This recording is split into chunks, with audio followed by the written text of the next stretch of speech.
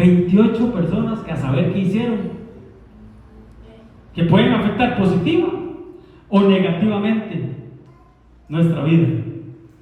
Amén, hermanos. Entonces, esas 14 generaciones, claramente lo hemos hablado mucho, ¿verdad? Son enemigos que hay en la familia, que tenemos que ir a revisar, hermano. Pero ahí es donde chicharrón truena, diría nuestro apóstol. Porque seamos sinceros, hermano.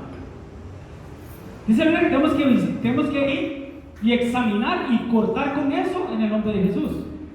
¿Qué puerta abrió un ancestro? ¿Qué puerta abrió un abuelo o un bisabuelo? ¿Un tatarabuelo? Tenemos que ir a revisarlo. Pero seamos honestos, hermanos. ¿Quién de aquí se sabe el nombre de un tatarabuelo? ¿Ah?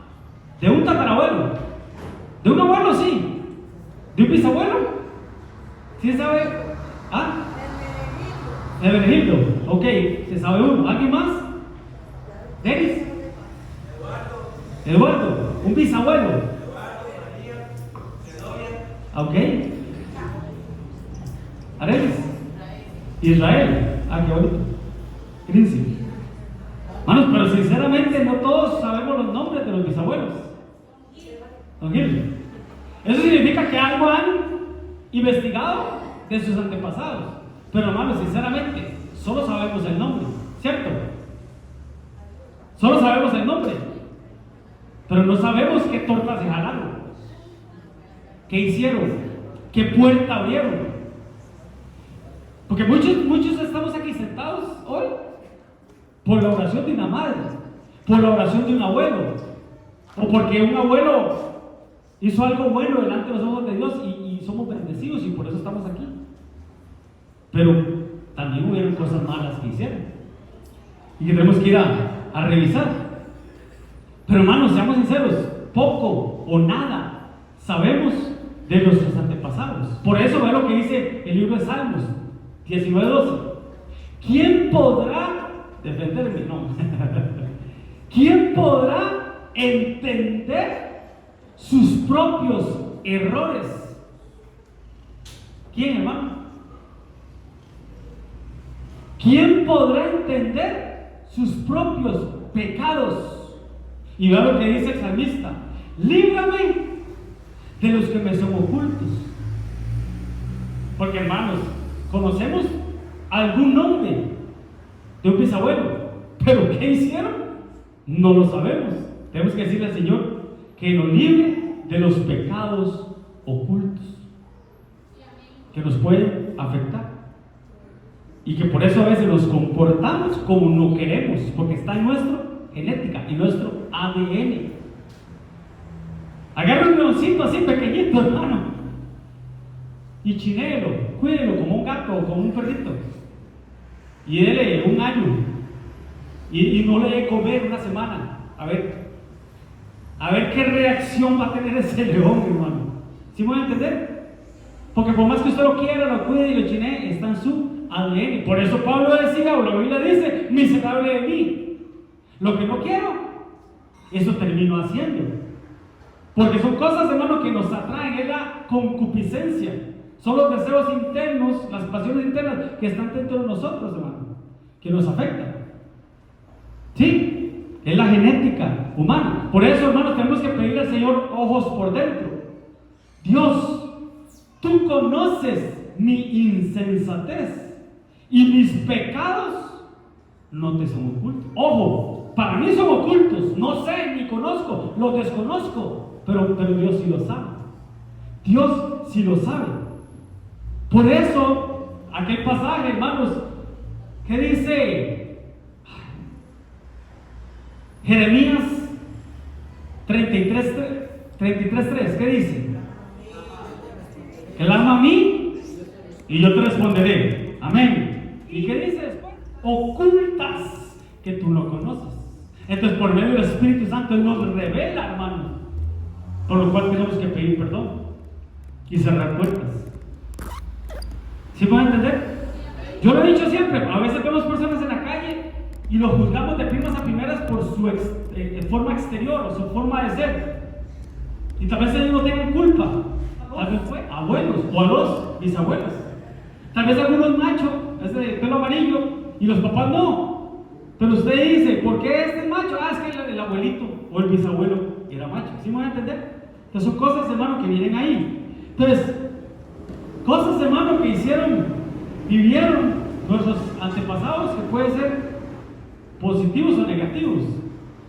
Por decirlo así, en Abraham pagó el diezmo también Leví. Ojo, Leví no había nacido. Cuando Abraham dio el diezmo a Melquisedec, Leví no había nacido, que recibe los diezmos. Y el verso dice, porque aún estaba en los lomos de su padre cuando Melquisedec le salió al encuentro, y cuando entonces Abraham le dio el diezmo, también lo hizo Leví. No sé si me voy a entender. No había nacido, pero había bendición para Leví por un acto de fe que hizo su papá y que le afectó positivamente, aunque no había nacido. Te le he contado a Leví como si hubiera diezmado, porque lo hizo su papá. ¿Sí me van a entender, hermanos? ¿Vean cómo hay bendición? Vean lo que dice esta versión, el mismo pasaje, pero en otra versión. Y se puede decir que los sacerdotes que descienden de la tribu de Leví y que ahora cobran la 10ª parte, o sea, el diezmo, pagaron también la 10ª parte a Melquisedec al pagársela a él, Abraham. O sea que Abraham bendijo a toda su descendencia, a todos los levitas. Por eso el puesto que tienen o tenían delante del Señor. Porque en cierto sentido, cuando Melquisedec le salió al encuentro a Abraham, este llevaba en su cuerpo ¿a qué? A sus descendientes. Cuando Abraham diezmó, no habían nacido sus hijos, no habían nacido sus descendientes, pero ahí estaban siendo bendecidos y estaban pagándolas. No sé si me voy a entender. Que aún no habían nacido. Qué tremendo, hermanos. En los lomos estaban. ¿Dónde están los hijos espirituales, por decirlo así? En los lomos. Hay un pasaje en la Biblia, tal vez si me lo buscan, donde dice que Pablo decía: hijitos míos, hijitos, hay que hablar de la paternidad de Dios, hijitos, por quien vuelvo a sufrir dolores de parto. Alguien que me lo busque, por favor. Un hombre, todos aquí, un hombre, hermano, con dolores de parto, hermano. Sinceramente no tiene ningún sentido. Bueno, cuando Mari estaba embarazada, cuando mi esposa estaba embarazada, a mí me dolía la abuela. No sé si a algún hombre le pasó, si le dio un tipo de achaque, así le dicen, ¿no? Achaque, cuando la esposa estaba embarazada. Solo a mí, a Daniel. ¿Qué le pasó a Daniel? ¿Se arrancó las muelas? Híjole, con dolor de muela. Yo estos días he estado con dolor de muela. Y me dice mi esposa: ¿será que estoy embarazada? Me dice. Dios reprenda al diablo. No, Dios guarde. No. Sí, eso. Gálatas 4:19. Está volando. Hijos míos, por quienes de nuevo sufro dolores de parto. Ojo, ¿quién está escribiendo eso? Pablo. Y les dice: hijitos míos, paternidad espiritual. Eso es otro tema. ¿Qué dice? Dice: por quienes de nuevo sufro dolores de parto. Dolores de parto. Un hombre. Parto. Obviamente estamos hablando de un parto espiritual. Ajá. Hasta que Cristo sea formado en vosotros. ¿De dónde estaban los hijos de Pablo? No, en los lomos. Los hijos espirituales salen de los lomos. Me acuerdo una vez que el apóstol estaba mal, de la ciática. Y él nos vacilaba, algunos hermanos les decía: estoy dando a luz. Decía él: a tus panteos los estoy dando a luz, ¿no? Entonces, hermanos, bíblicamente podemos ver, hermanos, que podemos ser bendecidos o podemos ser afectados por nuestros ancestros. Y vuelvo y repito: si yo tengo 14 generaciones, qué bronca diríamos los ticos, 14. Pero resulta que hace 29 años que me casé con esta hermosa mujer, se me sumaron 14 más. Sí. Solo para que le acerquen el micrófono, por favor. ¿La nueva versión cuál es? La nueva traducción viviente. Viviente. Ajá, dice: oh hijos míos queridos, siento que como si volviera a sufrir dolores de parto por ustedes, y seguirán hasta que Cristo se forme por completo en sus vidas. Que Cristo se forme en ustedes. Entonces, hay hombres, hermano, que espiritualmente dan a luz. Cuando una mujer, cuando hay sueños sueños con un bebé, es un ministerio que está a punto de nacer. Y cuando se sueña con una bebé, mujer, es una iglesia o una obra o algo que está saliendo. Amén, hermanos. Pero bueno, mis 14 más los 14 de mi esposa, o las 14 tuyos más las 14 de tu pareja, hermanos, y ahí sí el chicharrón truena. Por eso dice la Biblia: se unirá el hombre a su mujer y llegarán a ser, tiempo futuro, una sola carne. Llegarán a ser una sola carne. Entramos a un proceso, por decirlo así.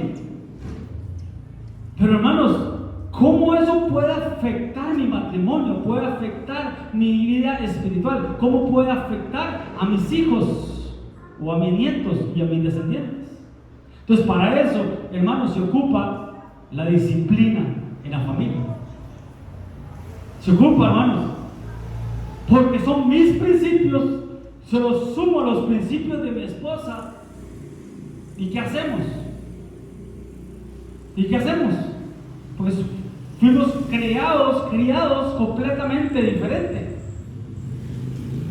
Mi esposa vivió años metida en la montaña. De la montaña la fui a sacar yo. Y yo no, yo era de 3 kilómetros del parque central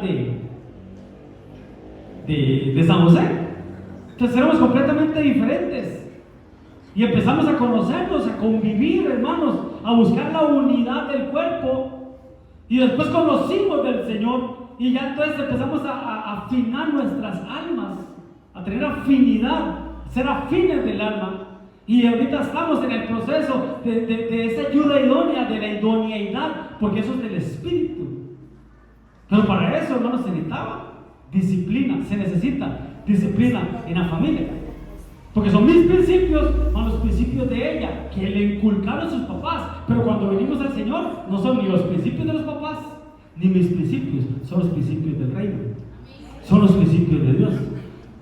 Entonces, por eso es que ocupamos la disciplina en la familia. Ahora bien, ¿cómo adquirimos nosotros la disciplina en la familia? ¿Dónde está nuestra disciplina? ¿Dónde tiene que estar, hermanos? En la Biblia. Los principios establecidos o los principios que tenemos que establecer en nuestro hogar tienen que ser los principios bíblicos. Ahora bien, ¿qué es disciplina? Conjunto de reglas o normas. Tienen que haber reglas y tienen que haber normas. Hermano, yo lo he dicho siempre, yo no soy mucho de poner reglas, no me gusta. Yo como pastor, nosotros como pastor, yo desearía, hermano, no tener reglas. Yo desearía que todo fuera por amor. Pero hay que hacerlos, hermano. Es parte del convivir de nosotros las personas. Entonces hay que poner reglas. Tiene que llegar temprano. Si usted quiere servir, tiene que llegar temprano.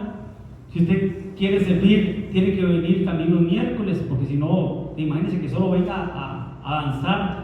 Una hermana que solo venga a danzar los domingos, o sea, no tiene ningún sentido. ¿Sí me va a entender? Entonces, por eso es que se establecen reglas o normas de comportamiento. Eso es disciplina.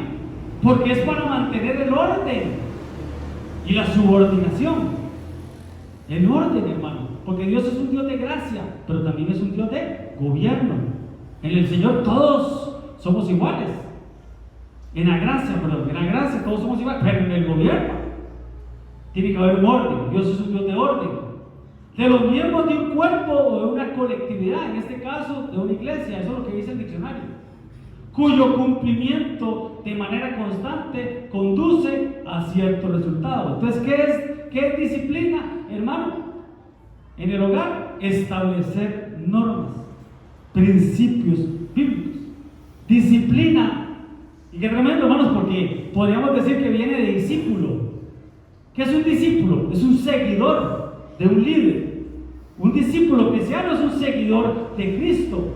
Y entonces Cristo establece reglas, normas, principios mandamientos inscritas en nuestro corazón que nosotros seguimos.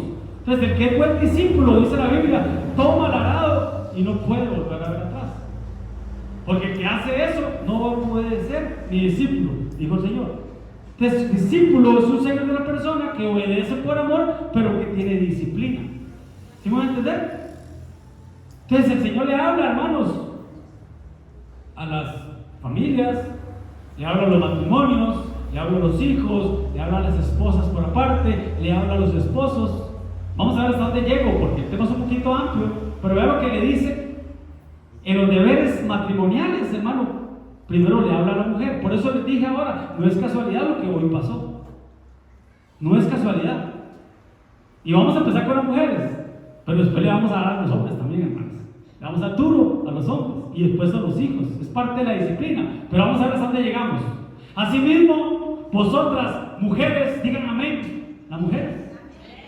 Más duro, hermanas. Gloria a Dios. ¿Qué dice? Estén sujetas. Ahí sí no dicen amén, ¿va? ¿A quién? A los maridos. ¿Se recuerdan que el sábado antepasado, cuando estuvimos en la actividad de las mujeres, que yo las reuní y yo les dije, hermanas, ¿qué opinan ustedes de la palabra sujeción? ¿Qué opinan ustedes de la palabra sujeción? Porque, hermanos, sinceramente, para estos tiempos, para las ideas que establece ahora el mundo, para los conceptos, hermano, que tienen las personas, la humanidad como tal, la sociedad, hermano, la palabra sujeción puede ser chocante para algunos o para algunas, porque la sujeción, hermano, tiene que ver con la obediencia. Obediencia, eso sí, lo hablamos ese día, en el Señor. Ya lo vamos a ver, en el Señor. Sujetas a vuestros maridos, eso es disciplina, hermano.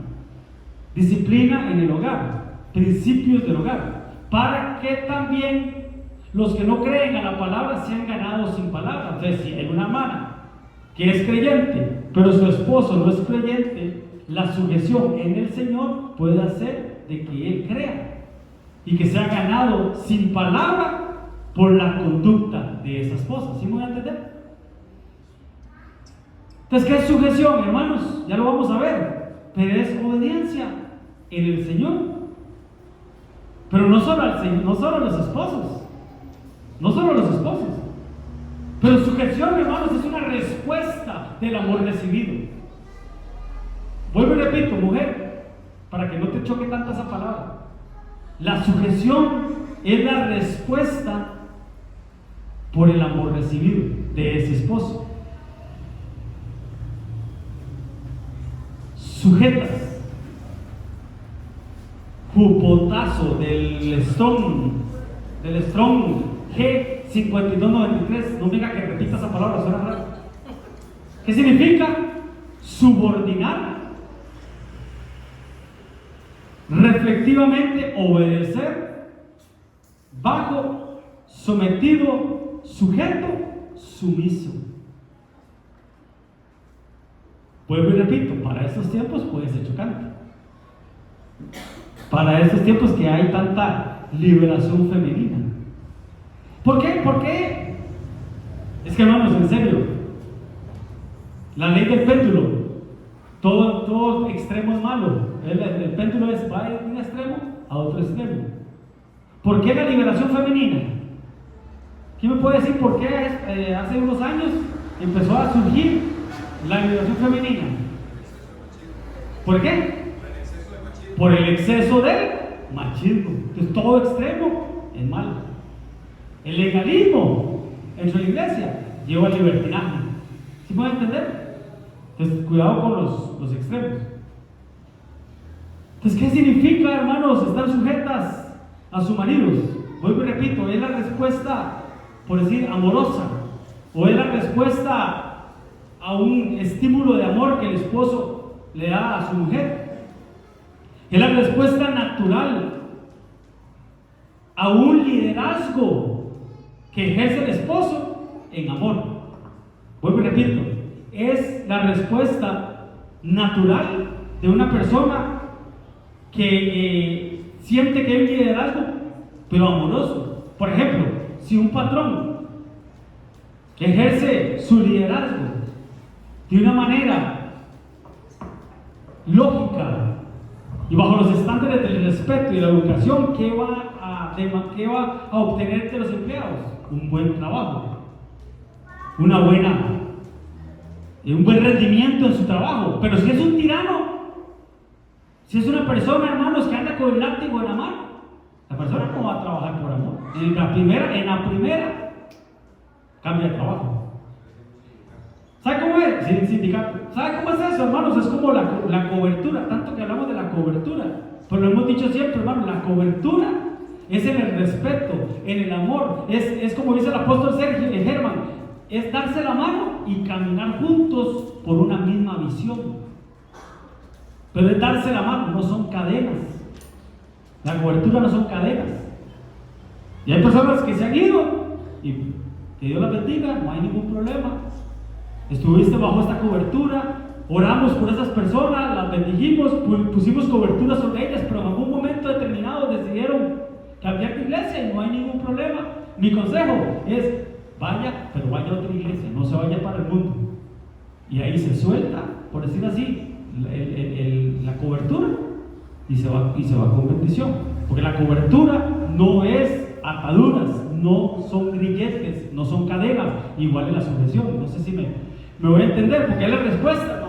Es la respuesta a un estímulo de amor que la esposa está recibiendo.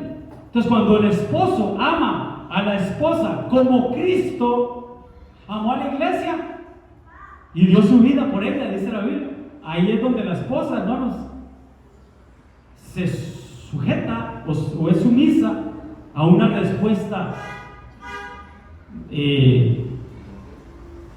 de amor hacia su esposo. ¿Sí? ¿Sí puede entender? ¿Sí? Que las veo muy serias, hermano.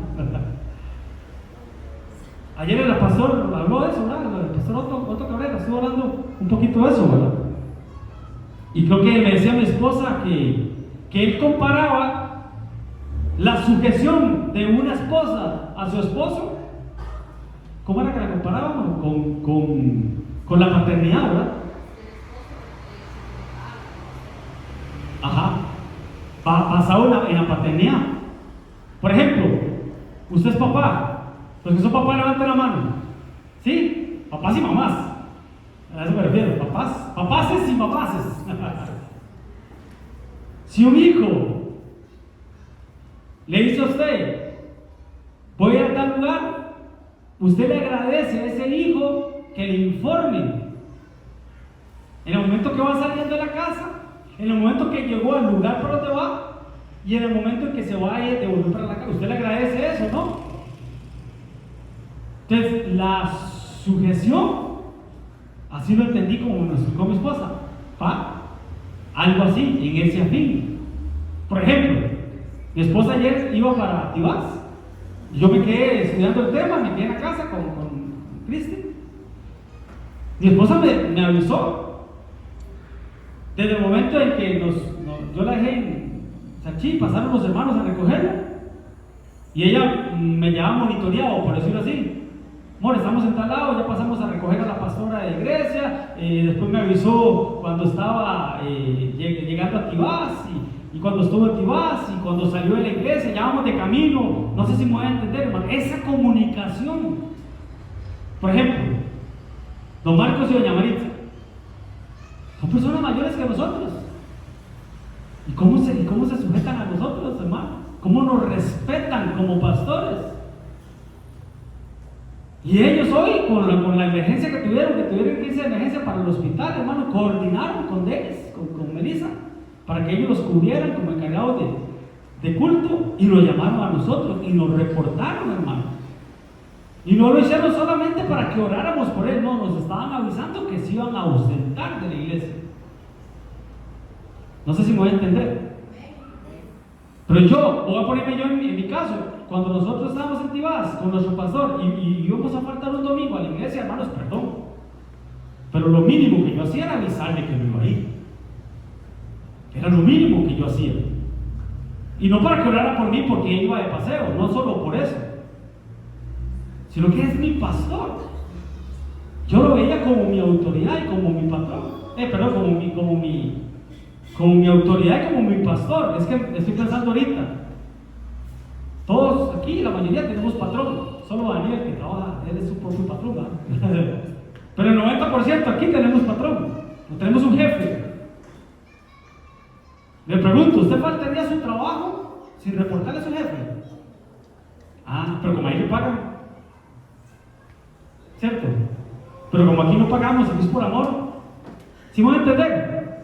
Entonces, ¿por qué le digo esto, hermanos? Porque la sujeción no solo está ligada al hombre hacia la mujer. Hay varios tipos de sujeción según la Biblia. Según la Biblia. La iglesia sujeta a Cristo. La iglesia hace lo que Cristo manda. Porque nosotros somos el cuerpo. Nosotros somos miembros del cuerpo, pero la cabeza, ¿quién es? Cristo. La esposa se sujeta al esposo, ya lo vimos. Los hijos se sujetan a los padres. Los jóvenes, dice la Biblia, que se sujetan a los ancianos. ¿Y quiénes son los ancianos? ¿Los que andan allá en Grecia? No.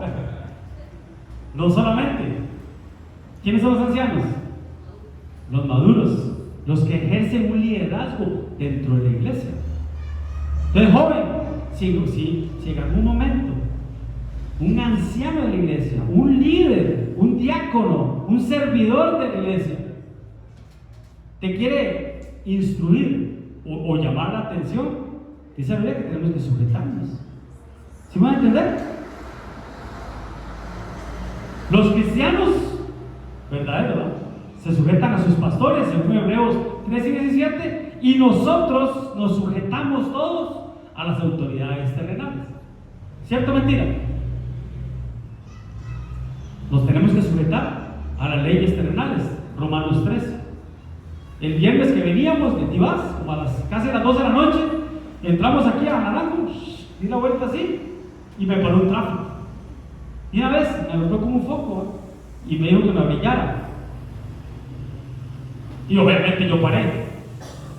Imagínate que yo le dije, no, estoy entrando a Naranjo y yo soy pastor. Y yo soy pastor en Naranjo. ¿Y qué tráfico me va a parar a mí? No. ¿Qué pasa si yo hago eso? Allá tuviera yo detrás de las placas, detrás del carro y viendo él cómo va cuando él parte. ¿Sí me voy a entender? Entonces, en sí entendemos la palabra sujeción, que no está ligada solo al hombre y a la mujer. Entonces, como estamos hablando de las mujeres, hermano, aquí nos metemos a líos. Porque la persona que dice, porta a mí, lo que diga la Biblia, o lo que diga el pastor, o lo que diga la doctrina, o lo que diga, yo no me sujeto a mi esposo, ¿eso cómo se le llama? Rebeldía, ¿Cómo? ¿Y sujetas? ¿Qué más? ¿Usted sabe que la sujeción, un paréntesis, hermano, usted sabe que la sujeción va ligada ya se rió, ya sabe lo que voy a decir. Usted sabe que la sujeción va ligada al beso. ¿Por qué es un beso? Un beso es cuando un sujeto sujeta a una sujeta, pues sujeta. Démosle un aplauso al Señor.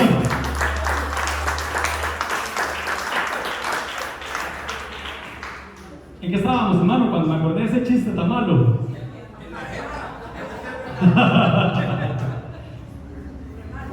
Tan re malo. ¿En qué estábamos? Ok. Cuando una mujer no se sujeta a su esposo, eso es insujeción, es rebeldía, pero bíblicamente, ¿qué es eso? Desobediencia. ¿Qué más? Matriarcado. ¿Quién lo dijo? Una sellita ahí para Melissa, que hizo así, porque anda afectada ahí. Hay que orar ahora al final. Es matriarcado, hermanos. ¿Qué es matriarcado? Está el patriarcado de los patriarcas y está el matriarcado. ¿Qué es matriarcado, hermanos? Cuando manda a la mujer, cuando le canta la gallina o cuando el gallo es manso. Pero usted sabe que eso, hermanos, es antibíblico. Hoy le vamos a dar a las mujeres, pero el otro domingo no se lo pierdan, hermanos, porque le vamos a dar a los hombres. Pero no creo que me alcance el tiempo, hermanos. No creo que me alcance el tiempo. Ahí me llevan bien el tiempo, deditos, por favor. ¿Qué es matriarcado, hermanos? Cuando en la casa gobierna la mujer. Porque Dios es un Dios de gracia, pero también de gobierno. Y Él estableció un orden. En el gobierno de Dios, Dios estableció un orden. Dios, la cabeza de Cristo. Cristo, la cabeza del hombre. Y el hombre, la cabeza de la mujer. Entonces, cuando una mujer quiere cumplir la función de cabeza, ¿qué es eso, hermanos? Matriarcado. Y Dios aborrece eso. Dios aborrece eso. ¿Y dónde se ve marcado, hermanos, tanto lo del matriarcado, hermanos? ¿Cuál mujer en la Biblia, cuál entidad femenina marca el matriarcado? Jezabel. ¿Qué pasó con Jezabel? Era la esposa de Acab.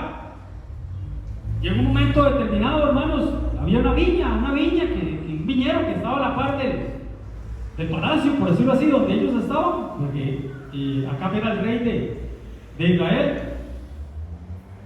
Y entonces fue y le dijo a este hombre, ¿cómo se llamaba? Nabot, sí, parece Nabot, y le dijo, dame tu viñero, hagamos un cambio, yo te voy a dar otra mejor, pero es que me sirve más esa tuya porque está más cerca de mi palacio, está más cerca de mi casa. Y él le dijo, le voy a dar una mejor. Y él dijo que no, porque era herencia de sus papás.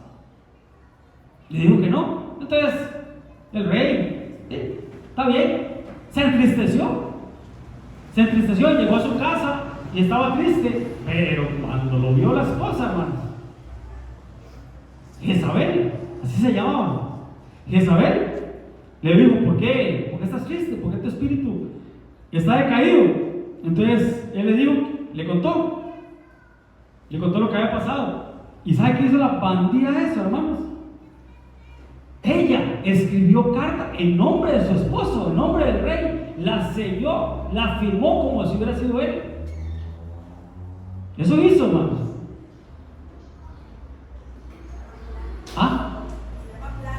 Eso es plagio, ¿sí? Y hermanos, ¿sabe qué hicieron, hermanos? Proclamaron ayuno y culparon, por decir así, a este Nabot, hermano. Y para no hacer larga la historia, lo sacaron, lo aplegaron y todo. ¿Para qué, hermanos? Para quedarse ellos con la viña de Nabot. Vean lo que hicieron, pues lo que hizo esta mujer, hermano. Atestiguaron el pueblo en contra. O sea, fue una influencia que no solo influyó a su esposa, sino a todo un pueblo. A eso quiero llegar.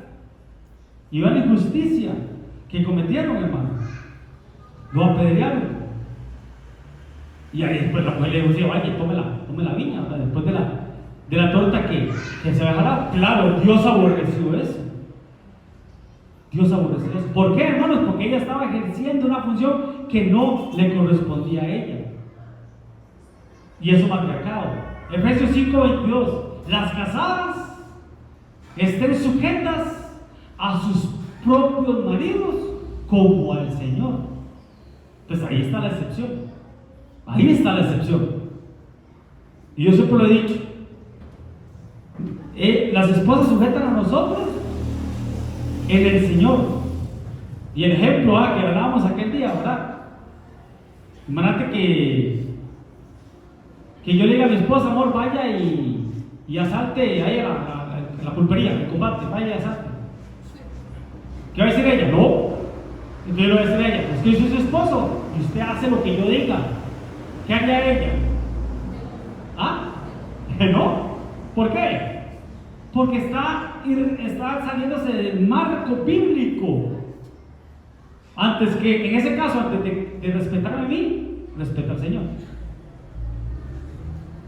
¿Qué pasa si yo le dijera, mi amor, el domingo no vamos a la iglesia, no voy a ir a la iglesia, ni usted tampoco? Y ella me dice, no, yo quiero ir. ¿Entra ahí o no entra la sujeción ahí? ¿Sí me voy a entender? Porque el marido es cabeza de la mujer. Así como Cristo es cabeza de la iglesia, la cual es su cuerpo y es su Salvador. Entonces nosotros, hermanos, somos el cuerpo de Cristo. Cristo es la cabeza en el gobierno de Dios. En la gracia no. Vuelvo y repito, en la gracia dice la Biblia que no hay hombre ni mujer, no hay griego, no hay judío, no hay libre y no hay esclavo. Todos, en la gracia, todos somos iguales. Pero en el gobierno, Dios es un Dios de orden. Por eso el velo que algunas mujeres, la mayoría usan, el velo es una señal de reconocimiento de autoridad. Y es una protección, es un seguro, por decirlo así, para la mujer. Pero bueno, voy por tiempo. Porque todos los que habéis sido bautizados en Cristo, de Cristo estáis revestidos. No hay judío, no hay griego, es lo que acabo de decir, me adelanté. No hay libre, no hay esclavo. No hay varón ni mujer. O sea, no hay hombre y no hay mujer. Porque todos vosotros sois uno en Cristo Jesús. Gracias. Gracias a Dios. No hay hombre y no hay mujer. Pero en el gobierno, pero quiero que sepáis que Cristo es la cabeza de todo varón, el varón es la cabeza de la mujer y Dios la cabeza de Cristo. ¿Por qué les digo eso, hermanos? Que estamos estableciendo principios bíblicos. Porque con las corrientes del mundo, hermanos, nos podemos embarcar. Y yo no sé usted, pero lo que queremos, hermanos, es agradar a Dios, ¿cierto? Y queremos ser obedientes a Dios, sujetos al Señor, y que el Señor sea el que establezca en nuestro hogar los principios. Vuelvo y repito, hoy estamos hablando de los hombres, de las mujeres. Tocará hombres y después tocará jóvenes y niños. Ya eso lo hemos visto, hermanos. Pero a veces es bueno, hermano, volver a los rudimentos. A veces es bueno volver otra vez, hermano, a lo establecido en la Biblia. Deberes conyugales. Considerando vuestra conducta, mujeres, pura y respetuosa. Le habla, vuelvo y repito, a las mujeres. Y me llama la atención, hermanos, porque las comparaciones son odiosas, pero estadísticamente hablando, en general, en las iglesias generales, ¿quiénes son más sometidas al Señor? ¿Las mujeres o los hombres? Las mujeres, ¿verdad? Son como más sensibles, ¿verdad? Lo vemos, ¿verdad? Son como más. Vea, hoy hicieron un llamado y todas las mujeres pasaron. Gloria a Dios. Son más sensibles. No digo que los hombres no, pero por ejemplo, hacemos un culto de oración y casi siempre llegan más mujeres que hombres. Y eso pasa en todas las iglesias. Es como su naturaleza, por decirlo así, el ser sumisas, el ser sometidas al Señor, de buen testimonio, por decirlo así. Entonces, volviendo a ese tema, hermanos, el deber del hombre es respetar a las mujeres como a sí mismos, y de ahí vamos a obtener de nuestras esposas, eso les va a inspirar respeto, por decirlo así, sujeción o sumisión, como tú lo quieras ver. Pero bueno, considerando ahora dentro de la iglesia vuestra conducta pura y respetuosa, vuestros adornos o vuestro adorno no sea el externo de peinados ostentosos. Hay que bajarle la lupa a eso, hermano. De joyas de oro o vestidos lujosos. Y ojo, hermanos, hay que tener cuidado, porque si no nos tiraríamos al legalismo. Y vuelvo y repito, un extremo lleva a otro extremo. El legalismo nos llevaría al libertinaje. ¿Sí? Vuestro adorno, que dice no sea externo, peinados ostentosos. ¿Qué es ostentoso, hermano? Que muestra un lujo y riquezas excesivos.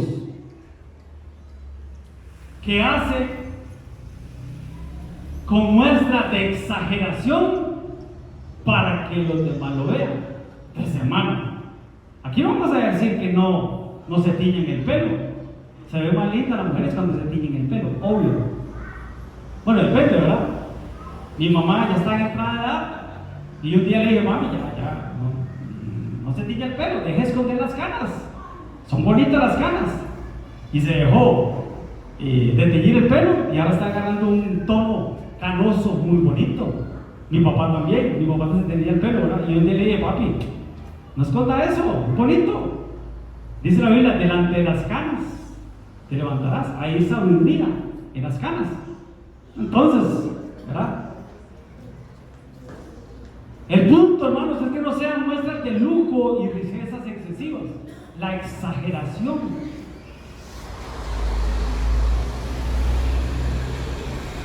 Porque Dios no mira lo externo, Dios mira el corazón. Vuelvo y repito, no tiene nada malo si usted se tiñe el pelo, si se echa merula en la cara, no tiene nada de malo. Lo que no está bien es el exceso, o hacerlo, hermanos, no por vanidad, no, esa no es la palabra. ¿Qué palabra podríamos usar ahí para describir eso? Porque no es vanidad, hermano. ¿Ah? ¿Ania? No. Es que no podemos decir que es vanidad, hermanos, porque antes yo mejor la barba por vanidad. Entonces, igual que se rasura toda la barba, no hace también, podríamos decir que por vanidad, no sé si me voy a entender. Me metí al lío, ¿va? ¿Ah?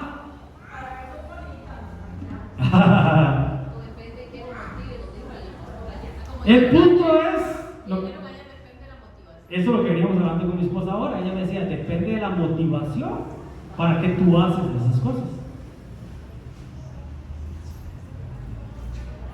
Son principios, hermano, que se tienen que establecer en la iglesia. Y yo creo que no me va a dar tiempo, hermanos, pero bueno, venga el otro domingo para no dejarlo así tan al descubierto el tema. Sino el interno, el del corazón, porque Dios no mira lo externo, Dios mira lo interno. El incorruptible adorno de un espíritu amable y agradable, que es de gran estima delante de Dios. Pero ¿qué es lo que Dios quiere, hermanos? Que nuestra conducta sea pura y respetuosa, ahí está claro. Y los adornos que no sean externos, sino que sean internos, de un espíritu amable y agradable. Entonces el punto es que no hay problema. Si usted se quiere pintar los labios, si se quiere, ¿cómo se llama esto? Las cejas. ¿Cómo se llama eso? Isa. ¿Ah? Micropigmentación, las pestañas. No, eso no tiene nada de malo. Siempre vaya ligado, hermanos, con un espíritu amable y agradable. ¿Sí van a entender, hermano? Entonces, el vestuario de la mujer, no vamos a decirle cómo, ni vamos a poner reglas, no somos legalistas. Pero como decía al principio, el orden ante todas las cosas, más que todo en la iglesia. Y fue lo que hablamos creo que hace 15 días, ¿verdad? Cómo la mujer, hermano, tiene que cuidar su vestuario dentro y fuera de la iglesia, pero más, diría yo, dentro de la iglesia, más dentro de la iglesia. Entonces ahí es donde a veces, hermano, mi esposa ha tenido que llamar a algunas hermanas, porque eso le corresponde a ella, y ese chicharrón es suyo. Ese muerto no es mío, que lo cargue otro. Y a veces decirle, hermana, esa blusa un poquito escotada, ¿verdad? No es el lugar, no es el momento, no es la ocasión. Y jovencita, no enseñe el ombligo. O algunas hermanas han tenido que decirle, hermana, mira, cuidado como estás vistiendo, se nota mucho la silueta, se te nota mucho las curvas, estamos en iglesia, es un lugar de respeto, más con las que aquí sí le estoy hablando a los servidores, porque si viene una hermana, como venga, que entre, que el Espíritu Santo la cambie, ¿sí me voy a entender? Las personas nuevas no, es las personas que estamos sirviendo en el altar, en el lugar santo, en el atlos, en las mesas. Tenemos que cuidar, hermanos, que nuestra conducta o nuestro vestuario, para ser más claro, sea puro y respetuoso. Porque, hermanos, a la iglesia venimos cristianos, pero no todos son cristianos. Hay algunos bandidos y algunas bandidas. Entonces, cuidemos el vestuario. ¿Cómo podríamos decirlo, hermanos? Que no se marque el cuerpo, que no se marque las curvas, la silueta, por decirlo así, sin ser legalistas. No sé si me voy a entender. Es cuestión de principios. Estamos hablando de principios en la familia, pero bueno, nos quedamos con la iglesia. Vean lo que dice Deuteronomio 22. No vestirá la mujer traje de hombre, ni el hombre vestirá ropa de mujer, porque abominación es a Jehová tu Dios cualquiera que esto hace. Entonces, pastor, no puedo usar jeans. No, sí puedes usar jeans. Es que ahora hay nombres de todo. El punto es que el hombre parezca hombre y la mujer parezca mujer. Punto. Así es fácil, hermano.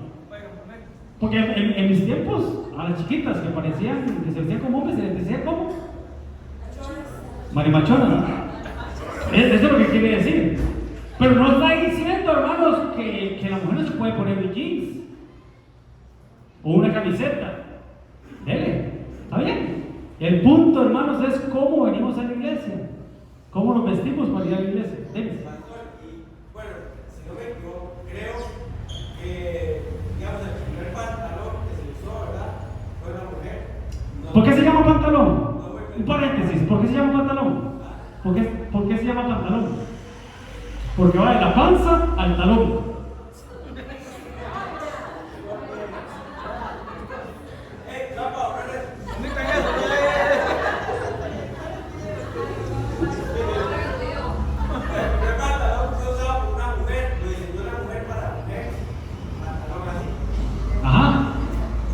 Eso no lo sabía.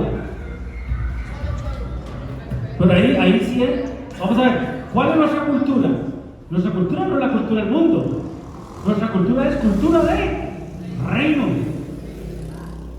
Se exporta a mí, diría aquel. ¿Cómo se visten las mujeres del mundo? El punto es cómo nos vestimos o se visten las mujeres de Cristo, las mujeres de Dios, la iglesia de Cristo. Sí, estamos de acuerdo, es adentro y afuera.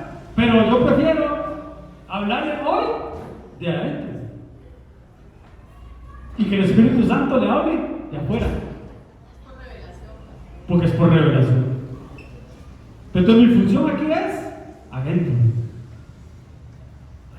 Afuera es función de los papás, pero como nosotros, como papás de la casa, tenemos que poner un poquito de orden en estas cosas. ¿Sí me van a entender? Entonces, vamos a ver. Conceptos básicos. Son cosas, ¿cómo se llama? Rudimentos de lo primero que se le enseña nos enseñan en las iglesias. Pero que a veces es bueno refrescarlo. Ya para terminar. Porque así también se ataviaban, se vestían en otro tiempo aquellas santas mujeres que esperaban en Dios estando sujetas a sus maridos. ¿Cómo liga la sujeción con el vestuario? O sea, que una persona, una mujer que no se vista decorosamente, no está siendo sujeta a su marido. ¿Sí me va a entender? Entonces, como decía mi esposa, ¿qué la motiva a vestirse de esa manera? ¿Qué la motiva a usar un escote?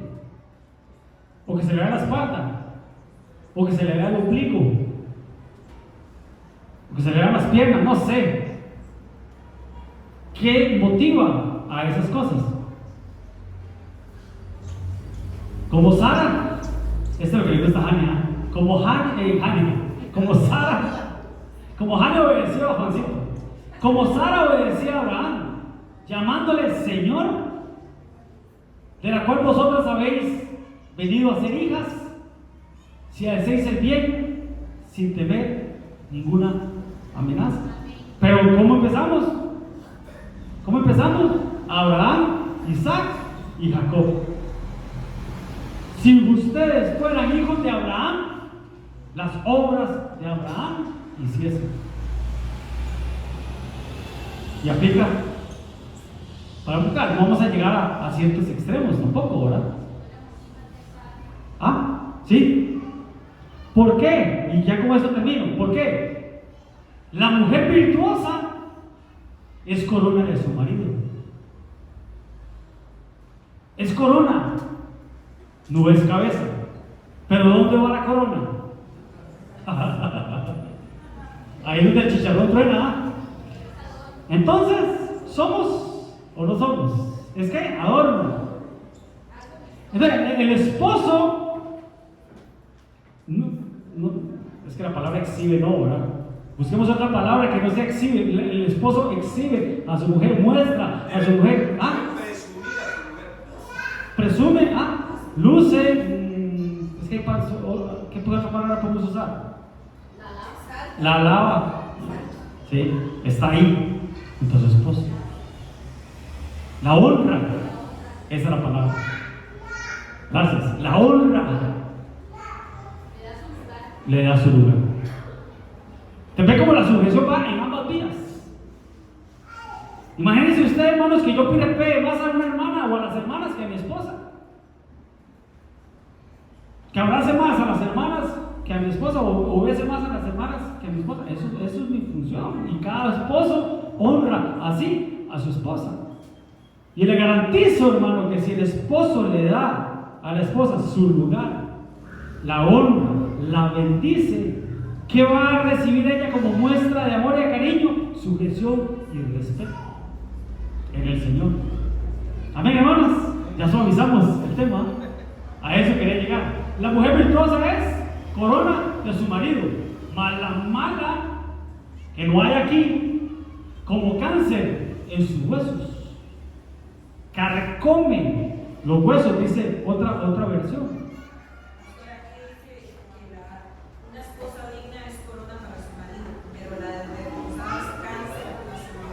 La esposa digna es corona de su marido. ¿Mala qué?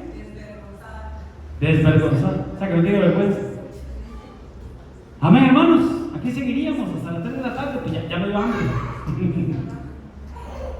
Y hay frijoles que mexicanos. Frijoles mexicanos marca Julia. Amén, hermanos. Entonces, ¿por qué les digo esto, hermanos?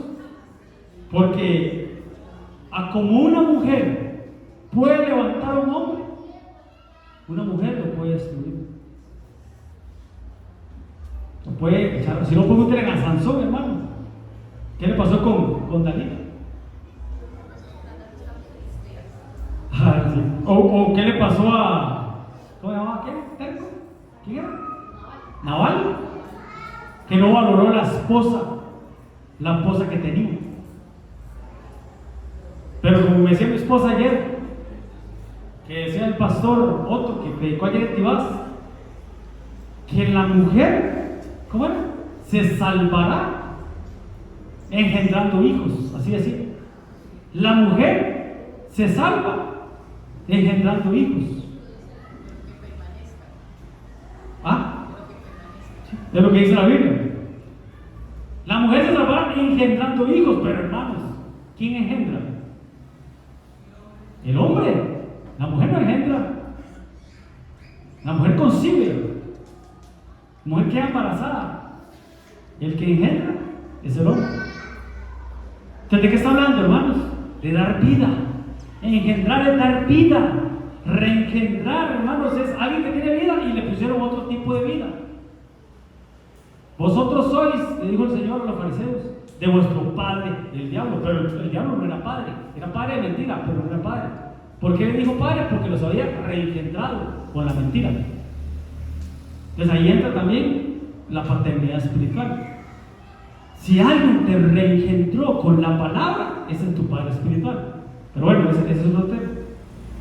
Entonces, ¿por qué dice que la mujer se salvará engendrando hijos?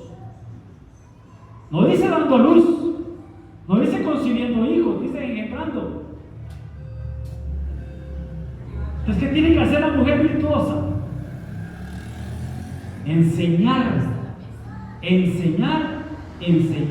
a las jovencitas o a las nuevas en la iglesia, a las niñas espirituales. Eso es disciplina y eso es cultura templo. Isa, perdón, ¿qué me dijiste? El pastor decía que engendrar es dar palabra, digamos, dar palabra a los hijos, pero es muy importante, no es solo engendrarlos, tienen que permanecer en la fe, en el amor y en la sabiduría. Sí. Hay que bajarle la lupa a todo eso. Amén, hermanos. Pero vosotros, maridos, igualmente vivan con ellas, con sus esposas, sabiamente, dando honor. Esa era la palabra que acabamos, dando honor, porque es corona de su cabeza a la mujer, como a vaso más frágil. O sea que nosotros también somos frágiles, ¿verdad, Betico? Nosotros somos frágiles también, pero las mujeres son más frágiles aún, como a coherederas de la gracia de la vida, para que vuestras oraciones no tengan estorbo. Pero lo vemos la otra semana. Pastor, yo oro, me dicen los hombres. Pastor, yo ayuno. Pastor, yo le pido a Dios, pero yo siento que mi oración no sube del cielo raso, porque tienen estorbo. Pero bueno, nos vemos la otra semana. Amén, hermanos. Entonces, ¿qué aprendimos hoy? Decía el pastor ayer que también la mujer tenía que estar siempre en oración, o sea que tenía que estar guardando al esposo de las oraciones. Ah, sí. Tenía que doblar rodillas. Sí, definitivo que sí. Pero bueno, como ustedes hablan tanto, no pudimos terminar el tema. Tenemos que hablar un poquito de la sana doctrina. Tenemos que hablar del vestuario. Pero bueno, vámonos de pie, ya por tiempo. Pero el tema no termina aquí. Ahí seguimos. Tenemos que hablar también, hermanos, de la barra de corrección, la disciplina hacia los hijos. Tenemos que hablar a los padres, porque dice la Biblia que no provoquemos a ira a nuestros hijos, que no los irritemos. Tenemos que hablar del vocabulario también, de la conducta. Pero bueno, ve lo que dice en cuanto a la sana doctrina, que es lo que tenemos que practicar. Exhorta a los siervos a que se sujeten a sus amos, que agraden en todo, que no sean respondones. Está bonita esa palabra. No es bonita, pero explica muchas cosas. No defraudando, sino demostrándose fieles en todo, para que en todo adornen la doctrina de Dios, nuestro Salvador. Llamados, elegidos y fieles. A los fieles Dios les da un reconocimiento. Pero qué tremendo, me llama la atención, hermanos, eso. Los que son respondones no se sujetan. Los que son muy brincones, no lo digo por nadie, ¿verdad? No lo digo por nadie, lo digo por todos. ¿Sabe por qué? Líder respondón, hombre respondón, ¿cómo va a hacer las cosas? Respondón. ¿Y cómo van a ser los hijos? ¿Ah? Amén, hermanos. Todo desciende por la cabeza. Padre, papito lindo, en el nombre de Jesús, Señor, gracias.